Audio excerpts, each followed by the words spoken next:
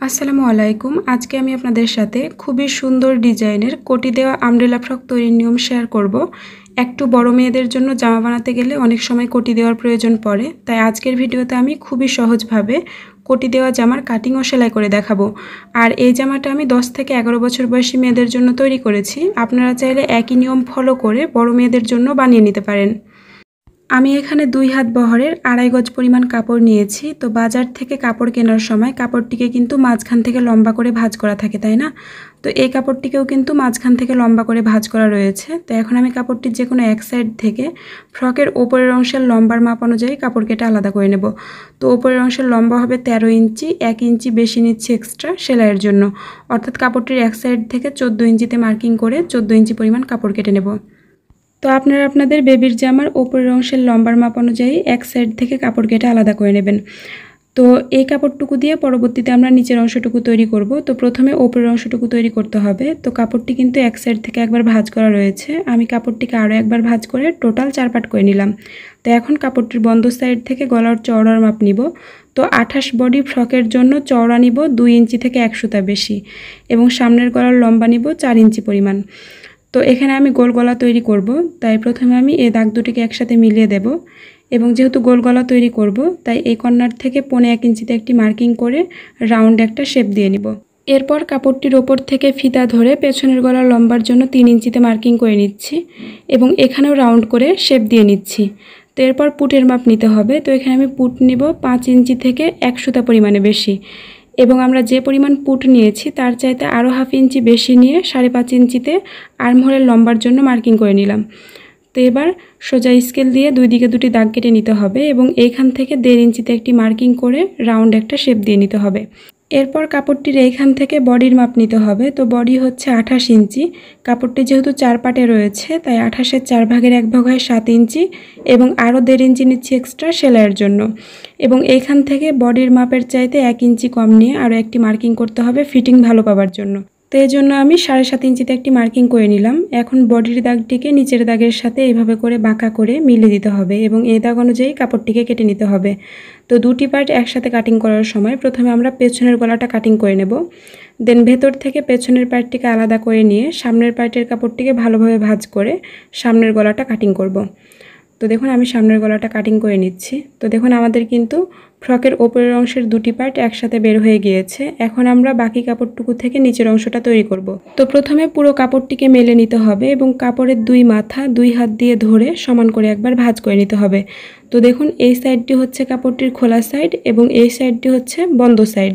তো এখন আমরা কাপড়ের বন্ধ সাইডটিকে টেনে এই কর্নারের কাছে নিয়ে আসব, অর্থাৎ কাপড়টিকে সমুচা ভাঁজে ভাঁজ করে নেব। তো এরপর ওপরের অংশের যে কোনো একটা কাপড় নিতে হবে, এবং কাপড়টিকে এক সাইড থেকে একবার ভাঁজ করে এই কর্নারের ওপর কোমরের মাপ অনুযায়ী মিলিয়ে রাখতে হবে। এরপর ওপরের কাপড়ের মাপ অনুযায়ী নিচের কাপড়টিতে মাপ উঠিয়ে নিতে হবে। তো এরপর আমাদের এই দাগ থেকে নিচের দিকে ফিতা ধরে নিচের অংশের লম্বার মাপ নিতে হবে। তো নিচের অংশের লম্বা হবে 23 ইঞ্চি, 1 ইঞ্চি এক্সট্রা নিতে হবে সেলাইয়ের জন্য, অর্থাৎ এই দাগ থেকে 24 ইঞ্চিতে একটি মার্কিং করে নিয়েছি।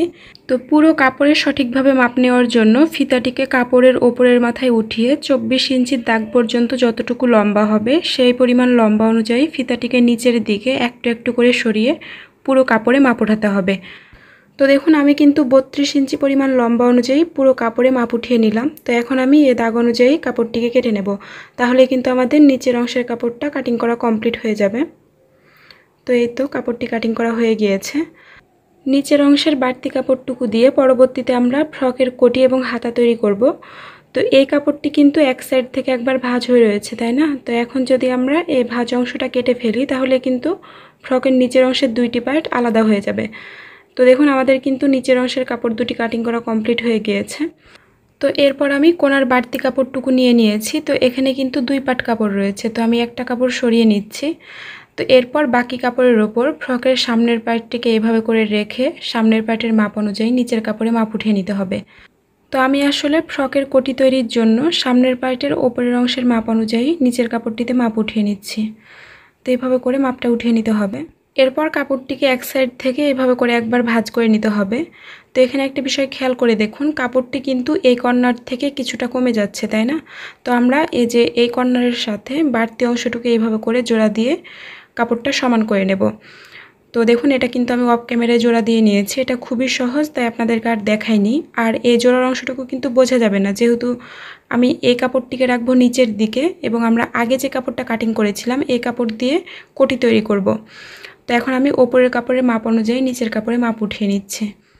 তো ফ্রকের কোটি তৈরি করা খুবই সহজ। আপনারা যদি একটু মনোযোগ দিয়ে ভিডিওটা খেয়াল করেন তাহলে কিন্তু নিজেরাও তৈরি করতে পারবেন। তো এখন এই দাগ অনুযায়ী কাপড়টিকে কেটে নিলে দুটি কাপড়ই কিন্তু সমান হয়ে যাবে। তো আমি চাচ্ছি এই কাপড়টিকে নিচের দিকে রাখতে, যেহেতু কাপড়টিতে জোড়া পড়েছে, তাই এই কাপড়টা যদি কোটির নিচে থাকে তাহলে কিন্তু আর জোড়ার অংশটুকু দেখা যাবে না। তো এখন আমি আগের কাপড়টি দিয়ে ফ্রকের কোটি তৈরি করব। তো আপনারা চাইলে কোটি তৈরির জন্য ইচ্ছে মতো একটা শেপ দিয়ে নিতে পারেন। তো আমি এইভাবে করে কোটির একটা শেপ দিয়ে নিচ্ছি। তো একটু অন্ধকার হয়ে গিয়েছিল, তাই এই দাগটার ভালো মতো বোঝা যাচ্ছে না। তো এরপর এই দাগ অনুযায়ী কাপড়টিকে কেটে নিতে হবে। তো আশা করছি আপনারা এই পর্যন্ত পুরো বিষয়টি বুঝতে পেরেছেন। তারপরে কোনো প্রবলেম থাকলে কমেন্ট করে জানাবেন, অথবা ভিডিওটিকে আরও একবার টেনে এই অংশটুকু দেখে নেবেন। তো দেখুন কোটির কাপড় দুটি কিন্তু এই যে নিচের কাপড়টার উপর এইভাবে করে বসাতে হবে। তো এরপর আমি বাকি কাপড়টুকু নিয়ে নিব এবং এই কাপড়টুকু দিয়ে ফ্রকের হাতা তৈরি করব। তো এখানে আমি চাচ্ছি রুমাল হাতা তৈরি করতে। তো কাপড়টিকে এক সাইড থেকে এইভাবে একবার ভাঁজ করে নিলাম। তো এখন এই কাপড়টিকে কোনা করে এই সাইড পর্যন্ত আরও একবার ভাঁজ করে নিতে হবে। তো রুমাল হাতা তৈরির জন্য নির্দিষ্ট কোনো নিয়ম নেই, আপনারা এইভাবে করে কাপড়টিকে ভাঁজ করে এভাবে করে একটা রাউন্ড শেপ দিয়ে নেবেন। তো এখানে আর্মহোলের মাপটা ঠিক আছে কিনা এটা বোঝার জন্য আপনারা চাইলে সামনের পার্টের যে কোনো একটা কাপড় নিয়ে এই যে আর্মহোলের মাপটা এভাবে করে মেপে নিতে পারেন। তো ডাবল করলে কিন্তু এটা সমান হয়ে যাবে। আর আমি যেহেতু কাপড়টিকে দুইবার ভাঁজ করে টোটাল 4 পার্ট করে নিয়েছিলাম, তাই এখান থেকে দুটি হাতা বের হয়ে যাবে। তো হাতাটি আসলে তৈরি করার পর কিছুটা এরকম হবে দেখতে। তো দেখুন দুটি হাতা কিন্তু বের হয়ে গিয়েছে।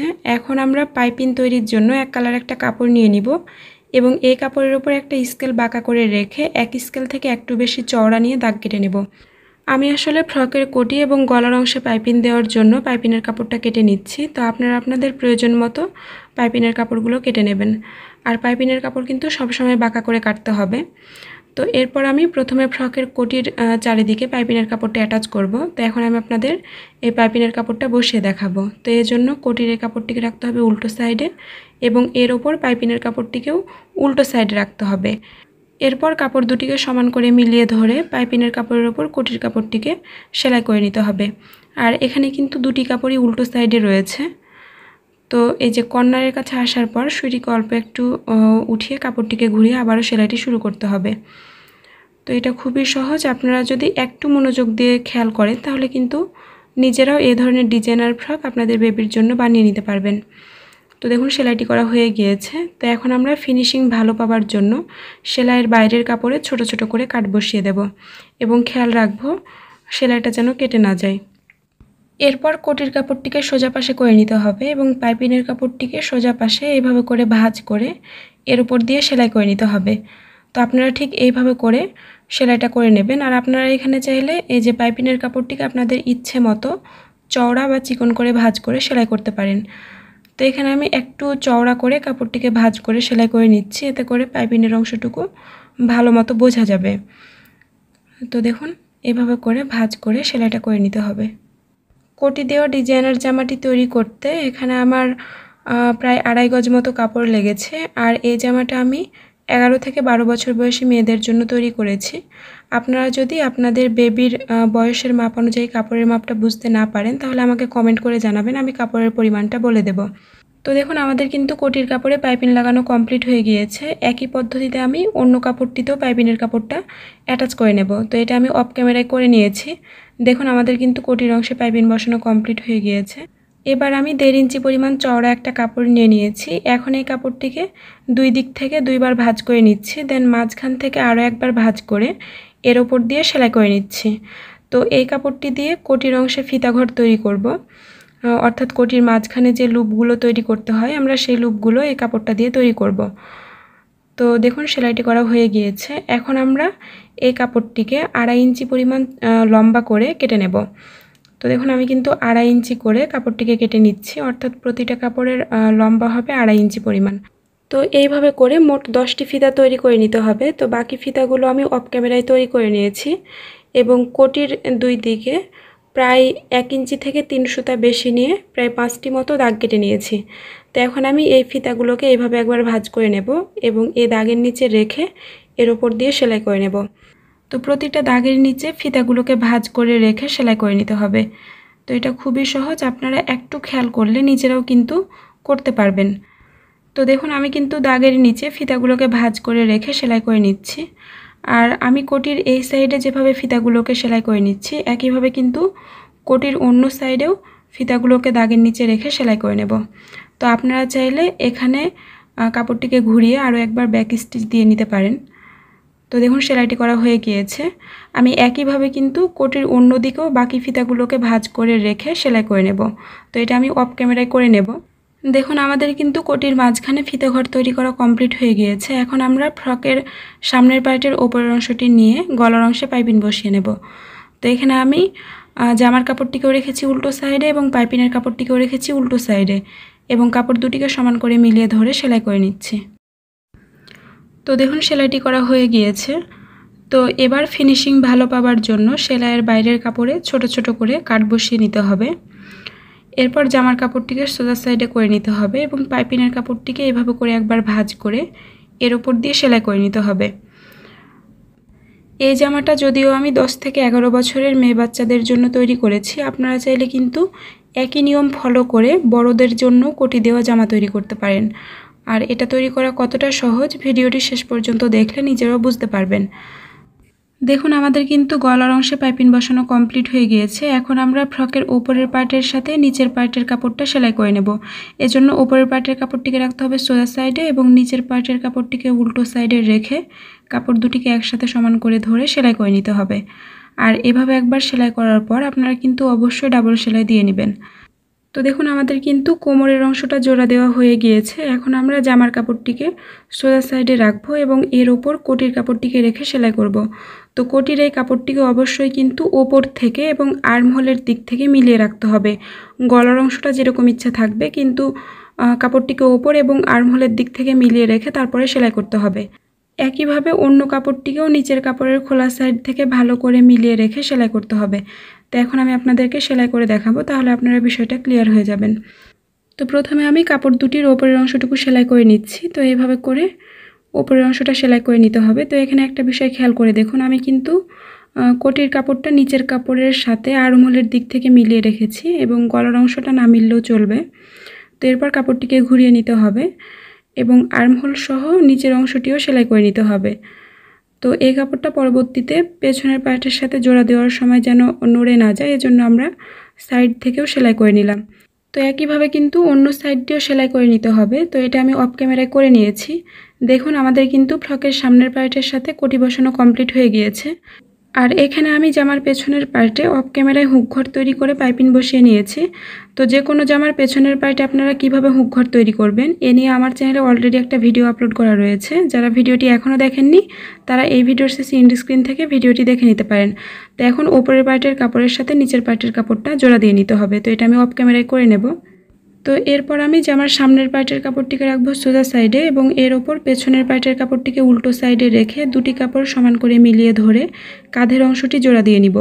তো এইভাবে করে দুটি কাপড়ের কাঁধের অংশটুকু জোড়া দিয়ে নিতে হবে। আর আপনারা কিন্তু অবশ্যই কাঁধের অংশে ডাবল সেলাই দিয়ে নেবেন। আর জামার পেছনের পার্টে হুক ঘর তৈরি করার ভিডিওটি আমি এই ভিডিওর শেষে দিয়ে রাখবো, আপনারা চাইলে ভিডিওটি শেষ করে হুক ঘর তৈরির ভিডিওটি দেখে নিতে পারেন। তো এখন জামার কাপড়টিকে সোজা সাইডে এইভাবে করে মেলে নিতে হবে এবং জামার সাথে হাতা জয়েন করতে হবে। তো আমি যে হাতা দুটি কাটিং করে রেখেছিলাম সেই হাতা দুটি নিয়ে নিয়েছি। তো এই হাতাটি কিন্তু এইভাবে করে ভাঁজ করে সেলাই করতে হবে। আর ভাঁজ পাশটা যেহেতু মুহুরির দিকে থাকবে তাই মুহুরির অংশটা আর সেলাই করতে হবে না।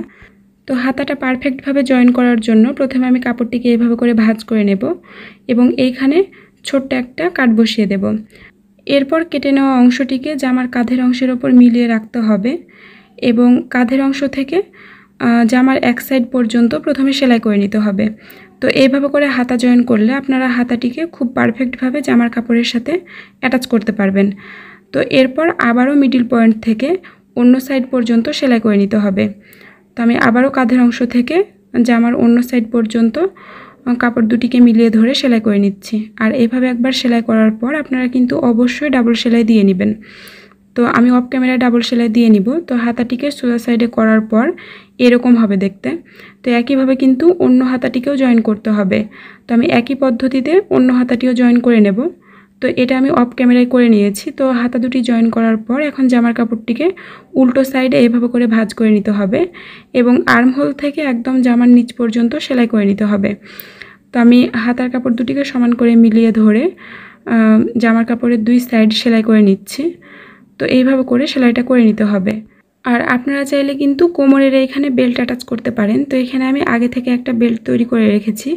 তো এখন এই বেল্টটিকে কোমরের এইখানে রেখে সেলাই করতে হবে। তো বেল্ট তৈরি করা যেহেতু খুবই সহজ, তাই আমি আর ভিডিওর মাঝখানে দেখাইনি। আপনারা নিজেরাও এটা তৈরি করতে পারবেন। আর না পারলে আমাকে কমেন্ট করে জানাবেন, আমি পরবর্তী কোনো ভিডিওতে এটা তৈরি করে দেখাবো। দেখুন সেলাইটি করা হয়ে গিয়েছে। একইভাবে যে আমার অন্য সাইড দিয়েও সেলাই করে নিতে হবে। তো আমি অফ ক্যামেরায় অন্য সাইড দিয়েও সেলাই করে নিয়েছি। এখন যে আমার নিচের অংশটি সেলাই করে নেব। এজন্য নিচের অংশের কাপড়টিকে খুব অল্প পরিমাণে উল্টো সাইডে ভাঁজ করে এর ওপর সেলাই করতে হবে। তো আমি কিন্তু কাপড়টিকে খুব অল্প করে উল্টো সাইডে ভাঁজ করে তারপরে অল্প একটু টেনে সেলাই করে নিচ্ছি।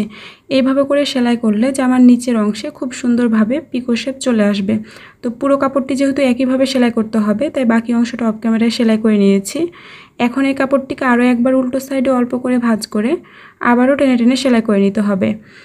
তো পুরো কাপড়টিকে যেহেতু একই রকমভাবে সেলাই করতে হবে, তাই আমি বাকি অংশটা অফ ক্যামেরায় সেলাই করে নিয়েছি। তো দেখুন জামার নিচের অংশের কাপড়টিকে টেনে টেনে সেলাই করার কারণে সাধারণ সেলাই মেশিনের সাহায্যেও নিচের অংশে খুব সুন্দর একটা পিকো শেপ চলে এসেছে। তো এরপর আমি এই যে জামার কোটির এখানে যে ফিতা ঘর রয়েছে, এখানে একটা ডরি অ্যাটাচ করব। তো এখানে আমি একটা চিকন ডরি আগে থেকে তৈরি করে রেখেছিলাম এবং এই ডরির লম্বা রয়েছে 31 ইঞ্চি পরিমাণ। এছাড়াও ডরির দুই মাথায় আমি দুটি পিন আটকিয়ে নিয়েছি ডরিটিকে খুব সহজেই ফিতা ঘরগুলোর মাঝখান দিয়ে ঢোকানোর জন্য। তো প্রথমে আমি এই ডরিটিকে ওপরের দুই ফিতার মাঝখান দিয়ে বের করে নেব। এরপর ডরির দুই মাথা দুই সাইডের ফিতা ঘরগুলোর মাঝখান দিয়ে কোনাকুনিভাবে বের করে নেব। তো আপনারা আমার হাতের দিকে একটু ভালোভাবে খেয়াল করলে নিজেরাও কিন্তু খুব সহজে এটা করতে পারবেন। আমরা আসলে জুতার ফিতা বাঁধার সময় যেভাবে করে ফিতাটিকে বেঁধে থাকি, একইভাবে কিন্তু এই ডরিটিকে ফিতা ঘরগুলোর মাঝখান দিয়ে কোনাকুনিভাবে বের করে নিতে হবে। আর এই রকম চিকন ডরি আপনারা কিভাবে তৈরি করবেন সেই ভিডিওটি আমি আগামী কয়েকদিনের মধ্যে আপলোড করব। ভিডিওটি আপলোড করার পরে এই ভিডিওর শেষে এন্ড স্ক্রিনে চিকন ডরি সহ ডিজাইনার লটকন তৈরির ভিডিও লিঙ্ক অটোমেটিকভাবে চলে আসবে। এছাড়াও এই ভিডিওর ডিসক্রিপশান বক্সে ডিজাইনার লটকন সহ চিকন ডরি তৈরির ভিডিও লিঙ্ক দেওয়া থাকবে। তো দেখুন ডরিটি কিন্তু ফিতা ঘরগুলোর মাঝখান দিয়ে বের করা হয়ে গিয়েছে। তো এরপর আমাদের ডরির মাথার এই পিনগুলোকে খুলে নিতে হবে। তো এরপর আপনারা চাইলে ডরির মাথায় আপনাদের ইচ্ছে অনুযায়ী যে কোনো ধরনের লটকন দিতে পারেন। তো আমি এরপর এই ডিজাইনার লটকনগুলো ডরির দুই মাথায় অ্যাটাচ করে নিব, তাহলে কিন্তু ফ্রকটি তৈরি করা কমপ্লিট হয়ে যাবে। আশা করি ভিডিওটি ভালো লেগেছে। ধন্যবাদ।